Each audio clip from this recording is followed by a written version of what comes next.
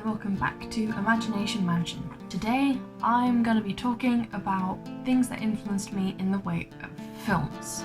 So films aren't usually what I reach for. I'm kind of more of a music/books person, but music is one of the reasons why I came to cherish these films so much. Nowadays I don't tend to go towards these films.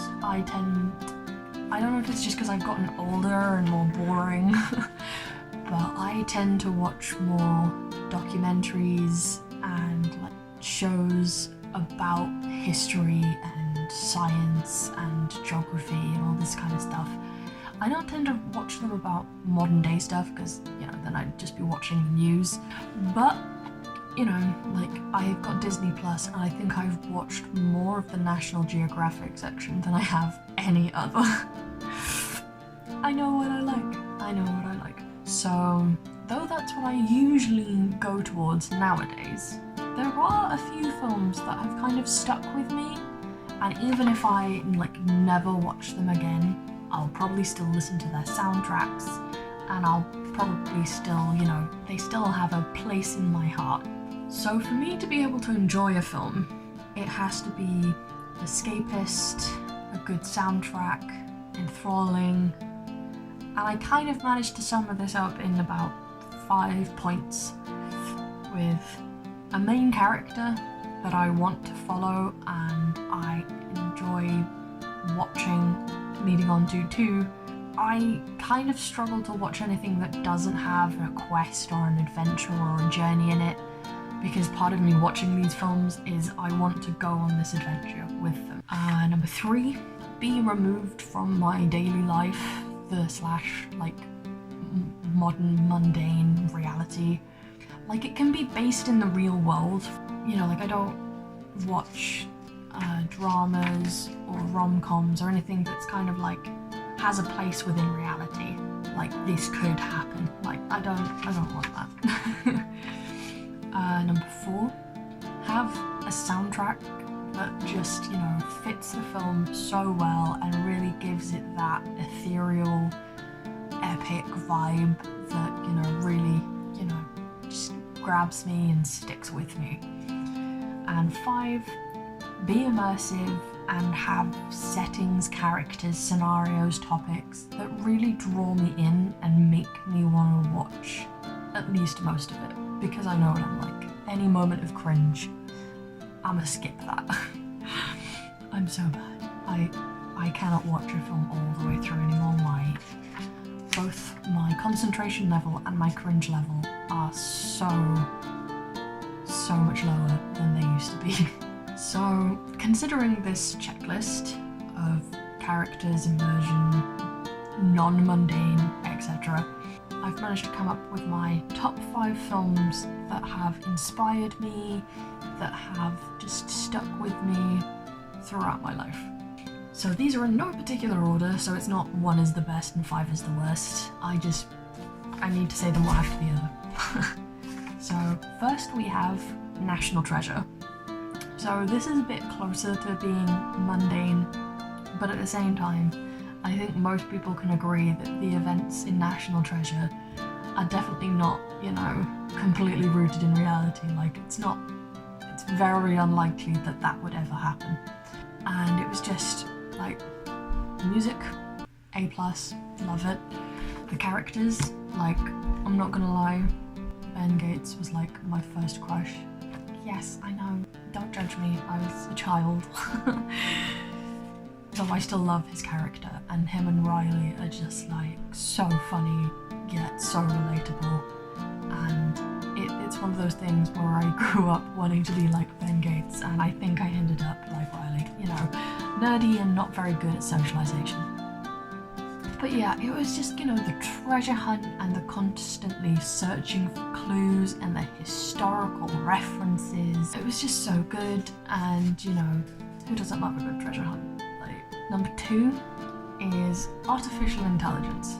So this is a sci-fi film, and it's all about, as the title suggests, artificial intelligence and kind of what that means, and yeah, you just follow this robot boy on his adventure, and it's just, for a film about robots, they managed to make it so emotional, and just the fairy tale references and all the different kind of like hard-hitting moments and the grit, and you've got the soundtrack on behind it and the sci-fi landscape. It's just, it ticks a lot of boxes for me, and it's just like, I don't remember the soundtrack as much, but I just remember being absolutely immersed in this film and just loving it so much.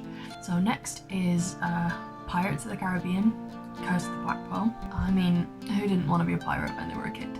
And it was just, yeah, once again, the settings, the costumes, the characters, the soundtrack, and I think that kind of goes for all of them, though I've put the first one down here just because, you know, it was the first one I watched, so it has a special place, and the story was just one that it's just because I've watched it more than any of the others, but like all of the others, just because of like the atmosphere that the films have is the thing that draws me in. So even if the story isn't particularly great, I will still love it because I am a pirate.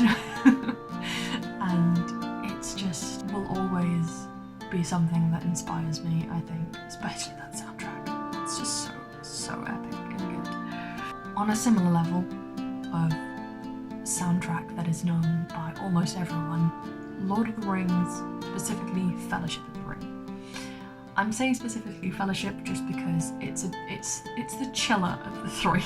You know, not as much life or death is occurring within that, and you get the Shire, and you know, it's kind of the calm before the storm, so it's not as hectic and as stressful as the later films, though the later films are also very good. And this one also has a special place in my heart because Lord of the Rings, though I haven't read it, is like one of my dad's favourite books, and so it was kind of like he got to share like the visual version with me. Watching it just reminds me of just like watching it as a family, and the soundtrack is just so good, and the settings, like New Zealand is beautiful.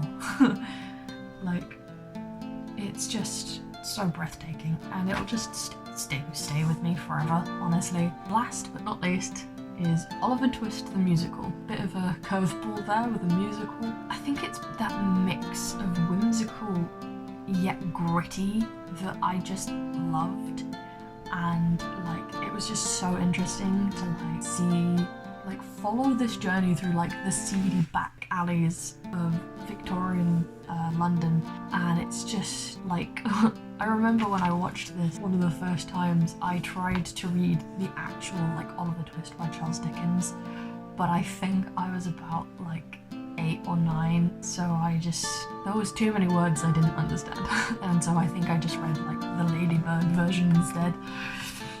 But it was just so good, like the costumes and the setting, like I don't know if they were historically accurate, but like that doesn't really matter to me. It gave that feeling, and the songs were so good, and the characters, like Nancy will forever be one of my favourite characters in a musical, and yeah, it's just, I love it, and yeah, it's definitely one of the few like historical ones that I really enjoy.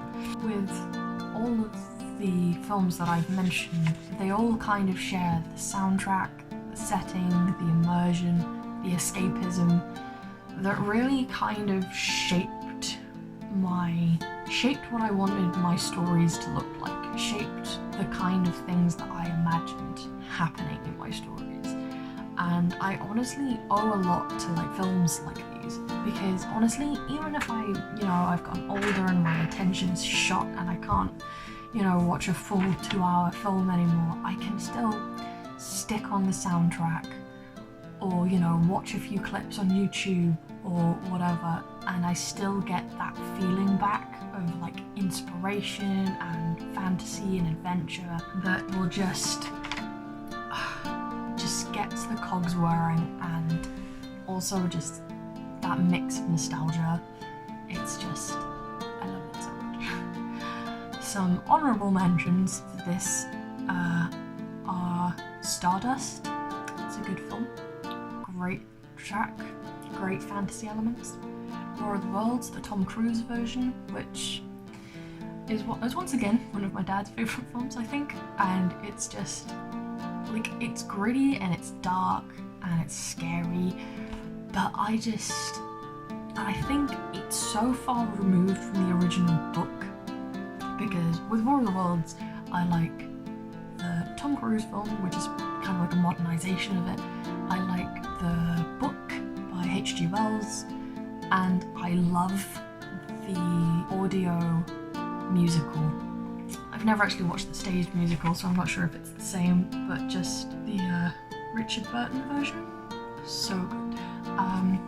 So Narnia, Lion, the Witch and the Wardrobe, it's another good one. Read the books growing up and they just have a great atmosphere. The Harry Potter films, obviously great atmosphere, great music, great settings, and I think quite a lot of the discrepancies between the books and the films are forgiven because they got the atmosphere so spot on, I think, from my point of view. Independence Day, another big disaster sci-fi movie. I just loved it so much. Just Jeff Goldblum's character was just the life of that movie, and I lived for it. Beauty and the Beast, the live action, which I know wasn't everyone's cup of tea because they did like tweak things that they did, you know, put far too much auto-tune on and all that kind of stuff. But like, once again, just the atmosphere and the music, like they added songs and they're so good. I love the added songs. And Merlin, just because it's like Arthurian legend, it's just a slightly different take on it, I think, from what I remember actual Arthurian legend, because it followed Merlin rather than following Arthur, which for me was more interesting, but I quite enjoyed it, and it was just all those little references. I was always like, I understood that reference. That's how I know I'm getting old. So all of these like honourable mentions are obviously all still follow the escapist, fantastical, you know, great soundtrack, great atmosphere, all that kind of stuff that really just makes me want to like sit and watch something. Even if, like I said, I can't watch it all the way through, I will still enjoy what I do watch. And they really just inspire me and get the creative cogs a-whirring in my head, and it's just, I love them. Anyway, I hope you liked that video. Give it a thumbs up if you did, and hit the subscribe button because I am going to be making a new video every week. And yeah, I will see you next time. Bye bye.